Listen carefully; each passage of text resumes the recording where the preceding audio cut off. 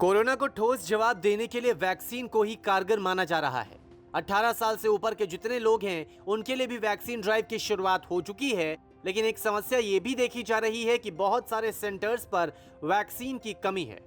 इस बीच अब वैक्सीन को लेकर बड़ा फैसला भी लिया गया। एक विशेष पैनल की ओर से कोविशील्ड वैक्सीन के 2 डोज के बीच अंतर बढ़ाने के लिए सुझाव दिया गया था, जिसे मान लिया गया है।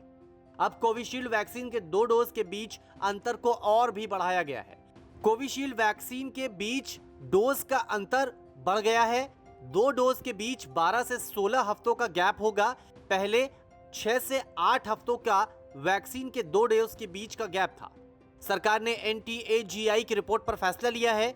कोवैक्सीन के लिए किसी तरह का कोई फैसला नहीं है। फिर ये देखा गया है कि शुरुआत में जो कोविशील्ड की स्टडी हुई उसका जो प्लान था, डोजिंग शेड्यूल था, वो वही था जिसकी पहले बात मैंने करी, 4 to 6 वीक्स।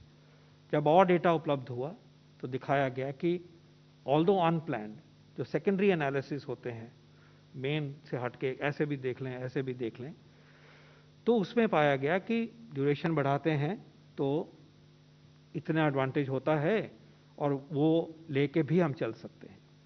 उस समय जो एंटैगी का सिस्टम है, मैं एंटैगी के बारे में ये कहना चाहूँगा, national technical advisory group on immunisation, ये एक स्टैंडिंग कमेटी है, ये आज नहीं बनी, कोविड से पहले की है।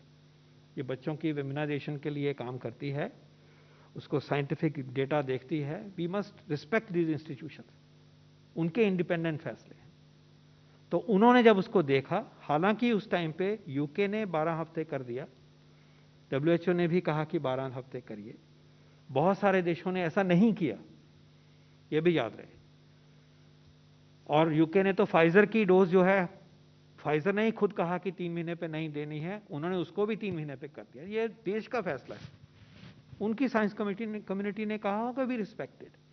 लेकिन हमारी साइंस की जो टेक्निकल कमेटी थी, जिसको ICMR एंकर करते हैं DBT के साथ, उनका फैसला था कि ऐसे करने से जो डेटा अवेलेबल है उसको ध्यान से जब ये देखते हैं, बाहर का भी अंदर का भी अपना भी, तो ऐसा लगता था कि ब्रेक थ्रू इन्फेक्शंस बढ़ जाएंगे।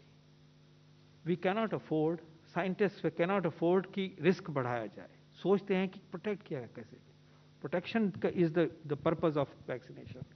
तो in their good faith, based on their scientific capability, without any pressure from anybody whatsoever, NTAGI NEGVAC ने सिर्फ एक्सेप्ट किया। हमने उनको कहा कि बताइए, उन्होंने बताया, हमारा कोई उसमें कोई राय नहीं। उनको लगा कि ये सेफ है कि हम 4 to 6 वीक से 6 to 8 वीक्स तक जाएं। अब सवाल यह है कि आखिर कोविशील्ड के 2 डोज के बीच गैप को बढ़ाने के पीछे मतलब क्या है। इसे लेकर भी तर्क दिया गया है। दरअसल यूके, ब्राजील और साउथ अफ्रीका में 17,000 लोगों पर ट्रायल किया गया और कोविशील्ड की 2 डोज के बीच 12 हफ्तों के अंतर से इम्यूनिटी में तेजी देखी गई। 12 हफ्तों के अंतराल पर लेने से 81% ज्यादा असरदायक रिपोर्ट आई। सिर्फ 2 ही बारी नहीं होती, इसके बीच में भी हुई। पूछा गया बताइए, नो, लगा कि छोड़ दीजिए, ऐसे ही करना है। अब यह हुआ है कि यूके का हमें रियल लाइफ एक्सपीरियंस मालूम है। पहले तो स्टडीज के बेस के ऊपर 12 हफ्ते की बात होती थी। Now because UK has done it for a period of time, a real life experience of large number, millions of individuals is available. जब उस डेटा को देखा गया और WHO के जो एक्सपर्ट हैं उनको भी मीटिंग में लाए गए, तो लगा कि हाँ, अब हम साइंस की दृष्टि से कॉन्फिडेंस के साथ कह सकते हैं कि हमारे देश में जब हम ये चेंज लाएंगे तो हमारे देशवासियों को एक्स्ट्रा रिस्क नहीं होगा। This is a dynamic situation. NTAGI बार बार इस चीज को मिलकर करती है। तो जो अभी फैसला हुआ है वो पीरियोडिक रिव्यू का एक हिस्सा है। उस टाइम पे लगा कि ये ठीक नहीं है, सिर्फ उसको 6 to 8 वीक्स तक पुश किया गया, और अब लगा कि रियल लाइफ एक्सपीरियंस यूके का दिख गया है। ये वैक्सीन अभी इजाद हुए हैं, ये दिसंबर का वैक्सीन है। ये रियल लाइफ में इस्तेमाल होने से जो सोच आई, उस सोच के बेस के ऊपर कॉन्फिडेंस मिला और ये फैसला किया गया है।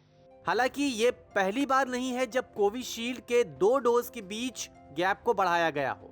इससे पहले भी ऐसा ही फैसला लिया गया था। 3 महीने में दूसरी बार 2 डोज के बीच के गैप को बढ़ाया गया है। शुरुआत में 2 डोज के बीच गैप 28 दिनों का था। मार्च के महीने में 6 से 8 हफ्तों का किया गया और अब 12 से 16 हफ्तों का किया गया है। हालांकि ये ध्यान रखिए कि जो फैसला लिया गया है ये सिर्फ और सिर्फ कोविशील्ड के लिए है, कोवैक्सीन के लिए नहीं है। कोवैक्सीन को लेकर अभी तक सरकार की ओर से कोई फैसला नहीं लिया गया है। न्यूज तक ब्यूरो।